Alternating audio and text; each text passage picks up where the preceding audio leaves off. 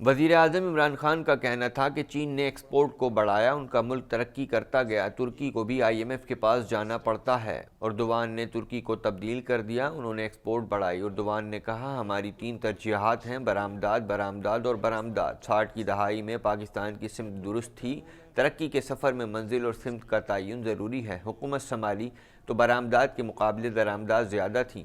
تو ترکی کا بالکل ہمارا حال تھا، وہاں بھی ان کو ہر تھوڑی دیر کے بعد IMF کے پاس جانا پڑتا تھا، ادھر بھی ان کی ڈیموکریسی ڈسرپٹ ہوتی رہتی تھی۔ تو پرائم منسٹر اردوغان نے جو ترکی کی تبدیلی لے کے آئے، انہوں نے پلان کر کے اپنی ایکسپورٹس بڑھائیں۔ وزیر اعظم نے کہا کہ پاکستان ایک غلط سمت میں نکلا ہوا ہے۔ ایک ملک کاٹن فروخت کر کے ترقی نہیں کر سکتا، کوئی ملک ملیشیا کی طرح ربڑ اور ٹین بیچ کر ترقی نہیں کر سکتا۔ سرمایہ کاری نہیں ہوگی تو ملک آگے کیسے بڑھے گا؟ قبل ازیں وفاقی وزیر فواد چودھری نے کہا کہ جب کرونا آیا تو ہم پاکستان میں کچھ بھی نہیں بنا رہے تھے، کرونا وائرس کا حفاظتی سامان وینٹیلیٹرز بنانا شروع کر دیے ہیں۔ لوگ امراض قلب کا علاج کرانے بیرون ملک جاتے ہیں اور واپس نہیں آتے۔ امید کرتے ہیں اب وہ لوگ پاکستان واپس آ کر علاج کرائیں گے۔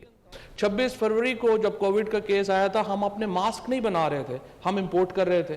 ہم شیلڈز نہیں بنا رہے تھے، ہم گوگلز نہیں بنا رہے تھے، ہر چیز ہم امپورٹ کر رہے تھے۔